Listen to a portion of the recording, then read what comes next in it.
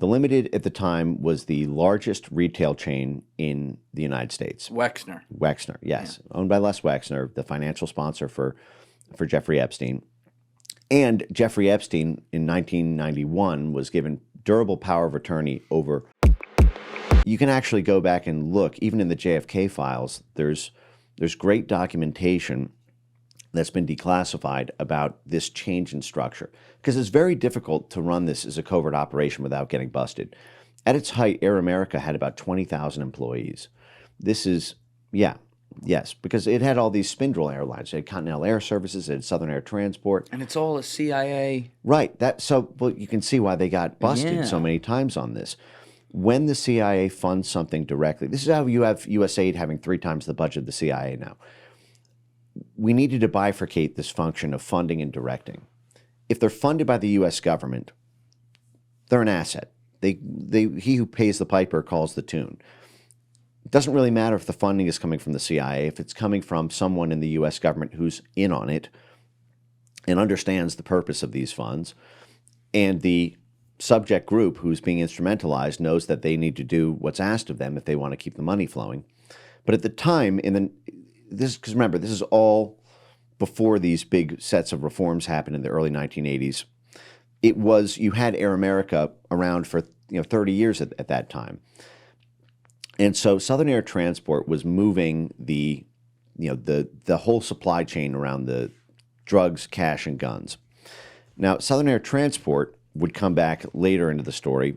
One of the places that it touched down frequently was the U.S. Virgin Islands in St. Thomas, which is 2 miles away from Little St. James. Yeah, dangerously close. Right.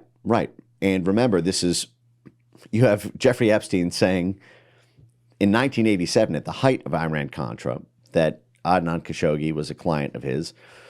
You have Jeffrey Epstein later purchasing the island right next door to, that you actually fly into St. Thomas if you want to get to Little St. James, the exact place where Southern Air Transport was. And then in 1994, so Southern Air Transport gets in a lot of trouble during the Iran-Contra scandals. John Kerry, who would later become Secretary of State and run for president against George W. Bush. The Skull and Bones election. Yes, the Skull and Bones election, where both sides of the aisle were Yale boys. They can't talk about it, though. Mm-hmm. It's a great clip.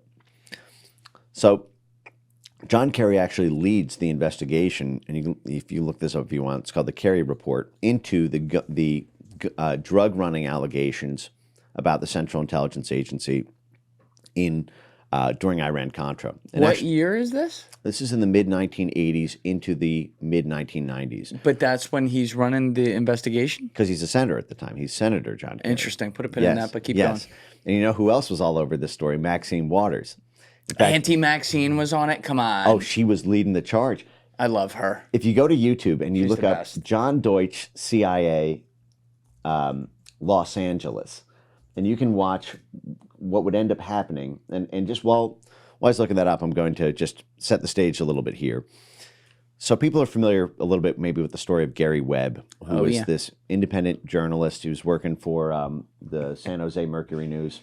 Did you see what the T-shirt Tommy G was wearing in Milwaukee when we got abducted? No, what was it? It was a giant shirt that said Gary Webb, never forget. Yep. Well, you can't forget now because this is very much a USAID story and a question for how we're going to deal with this for foreign policy.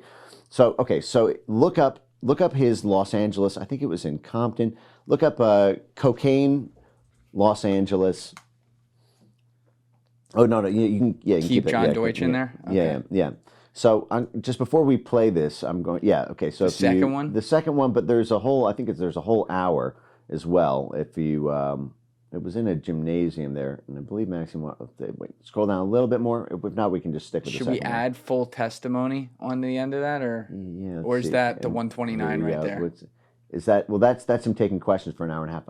We can go with the second one there. Okay. If you just load that up, and then let me just set the stage. Yeah, you set a little the bit stage. Here. So a couple things to keep in mind here. Southern Air Transport was the CI proprietary used for this operation in Iran-Contra. Southern Air Transport is based in Miami because Miami is the big port that to the whole Caribbean and to Latin America. Southern Air Transport moves in 1994 to Columbus, Ohio, to service the Limited. The Limited at the time was the largest retail chain in the United States. Wexner. Wexner, yes. Yeah. Owned by Les Wexner, the financial sponsor for Jeffrey Epstein. And Jeffrey Epstein in 1991 was given durable power of attorney over all of the Limited, as well as the Wexner Foundation. So the Ohio Development County office worked out this deal to give tax incentives to the CI proprietary airline to pack up and move from Miami, to move to Rickenbacker Air Force Base, literally to move to a military Air Force base to service Jeffrey Epstein's company, basically, because he had durable power of attorney, meaning he was the authorized signatory on the paperwork. So you have a CI proprietary airline that's moving guns and drugs and cash for Iran-Contra. In 1994, it packs up to service Jeffrey Epstein and his sponsor, Les Wexner, so that they can move goods back and forth from Hong Kong, is how they described it. Interestingly, the Limited also bought a big gun range, gun company, sporting goods and hunting equipment thing in 1994, right as Southern Air Transport is moving to Columbus, Ohio. The Limited buys up a bunch of gun stores. I mean, this is the same thing that happened in Fast and Furious when, when the FBI and ATF were, basically working out secret agreements with gun stores in Arizona. That had interagency approval. It had CIA, State Department, National Security Council approval for Fast and Furious. That's what cost Obama Eric Holder as Attorney General. But I think it's very curious that you have this same network that's involved in Iran-Contra. And by the way, Jeffrey Epstein had a fake passport. It was found in his safe in January 2019 when the FBI raided Epstein's home. They found a fake... July, yeah, right. I guess July, because that's when he was arrested.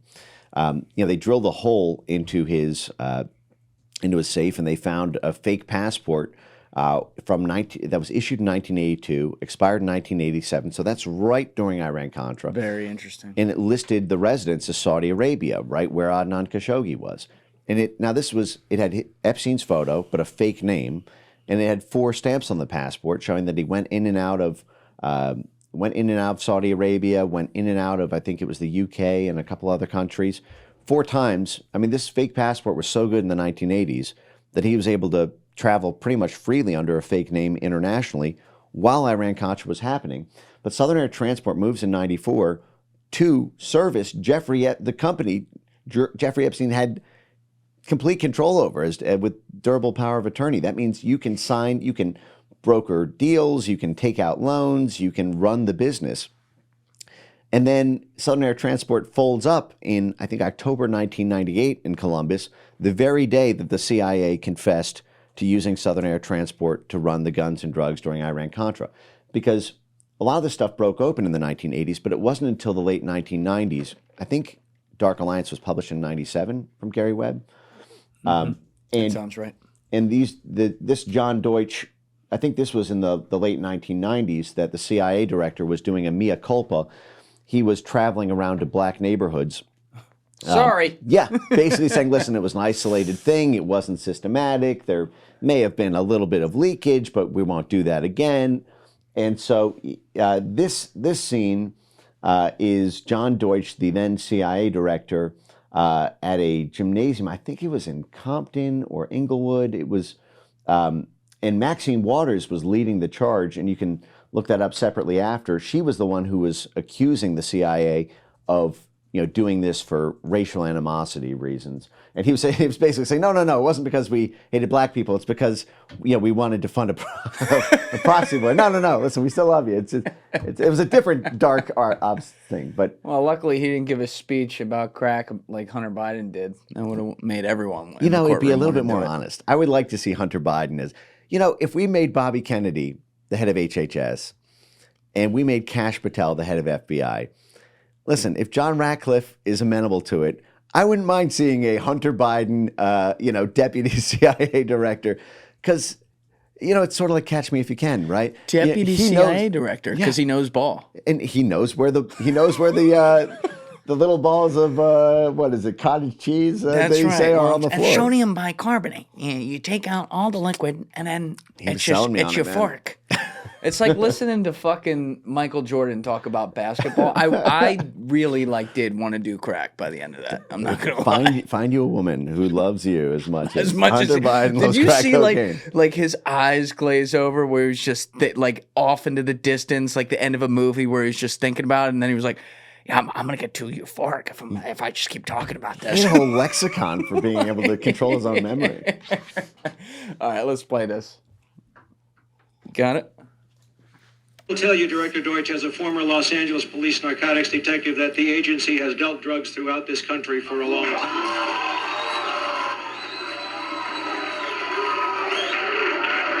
This guy Deutch is kind of a schmeed, too.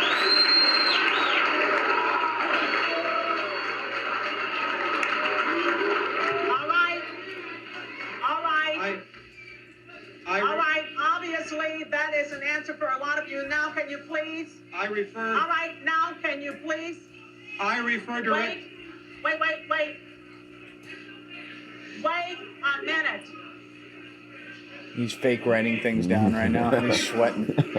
Got the earpiece in. Fuck. What do I say? Wait a minute here. I like Wait this a minute. MC. If you don't like what's going on here, please leave now.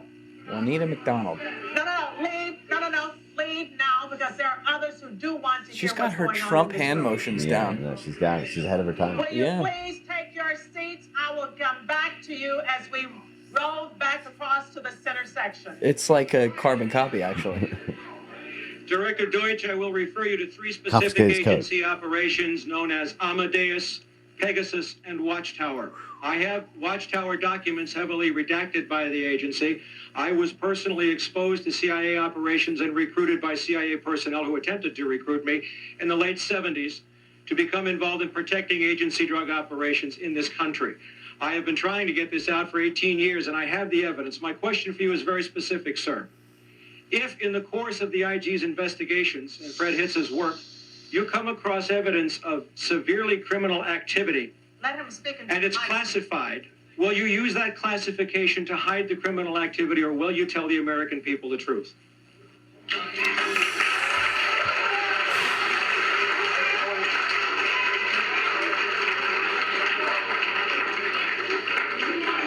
All right, you want to hear the response first from Congressman Julian Dixon and then from the director. Like, fuck that. We want the director. Tough Wait crowd, a minute. man. From your, I'm sorry, sir.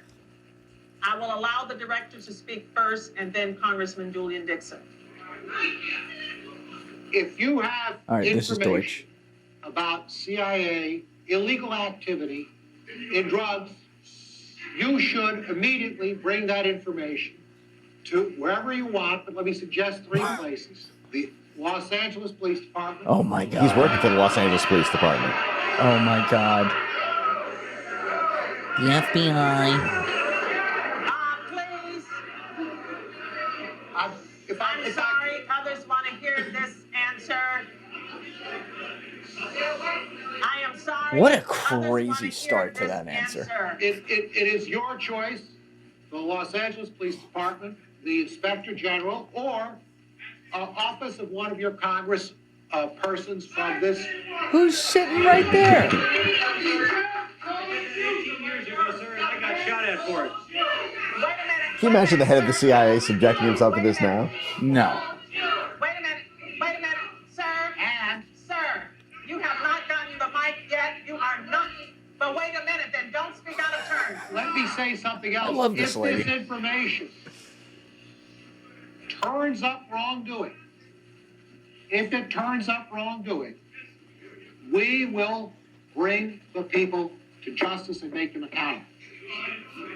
I'll bet you will. All right, Congressman Dixon. Should we pause it right there? Yeah, you can pause it there. Yeah, This remember is on- the headline that came out later? It said, the CIA investigated itself for selling crack Yes, in Los finds no Angeles link. and found no Yes. wrongdoing. Right. But in 1998, they admit, I think it was this 97 or what was the date of this? But the whole thing is fantastic. 1996. 96. Yeah, so 98, they admitted kind of a limited hangout version of it. That yes, it was done, but it shouldn't have been done. It was limited. It was, was not supposed to get on the streets of the U.S. And that was when Southern Air Transport in Columbus, Ohio, declared bankruptcy and shut down operations. So it was actually the same day. You can look up a great article. In 98. Yes, and in fact, if you look at Maxine Waters and CIA 1990s cocaine, she was the hardest charging person on this at the time. And it's funny how the direction of a lot of these go. These people who run these investigations from the House and Senate side, and then they kind of drop it and get magically promoted, because Maxine Waters would end up the head of the banking subcommittee in Congress. Here you go. The 1998 CI drug trafficking allegations hearing with Maxine Waters and Gary Webb. This is in Congress. This is a year after Gary Webb. Oh, this is with Gary. Yes. So she was. It's been my intention to call members in order of seniority, but I have been advised that the senior member of the two that we expected to hear from has deferred to. Oh, he was a CIA director too. McDonald to come forward first. That's why. Since you have been out front in trying to help us on this matter and come to grips with it, and that indeed have had hearings in your district and have had direct involvement, and we welcome you today. We welcome your commentary on the report and any observations you may have for us. Thank you. Thank you, Mr. Chairman and members of the committee. Before I begin my testimony, please allow me a moment to express my appreciation to you, Chairman Goss, and you, Anyway, Ranking you can Member see Dix, this is like 2.5 hours, so we need to watch this whole thing. But what I'm trying to get at, and you can even see like LA Times reporting on this and whatnot. But this was a very big deal in the 1980s and 1990s. It was a huge political hot potato, and a lot of these functions moved over to USAID rather than having the CI proprietaries doing it. Sticking under the shell company. Right. Thank you guys for checking out this clip. If you haven't already subscribed, please subscribe and hit the like button on this video. It is a huge, huge help. And if you'd like to check out this clip's full podcast episode, that link is in the description below or right here. And finally, you can follow me on Instagram and X by using the links in my description below.